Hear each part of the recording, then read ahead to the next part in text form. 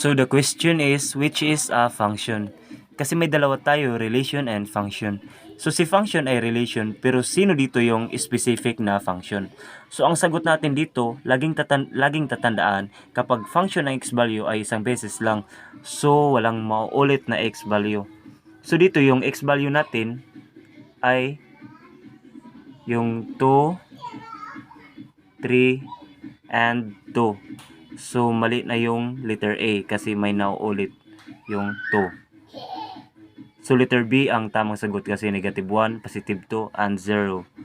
Regardless kung maulit yung Y, basta hindi lang maulit yung X, yun yung function. So, the answer is letter B.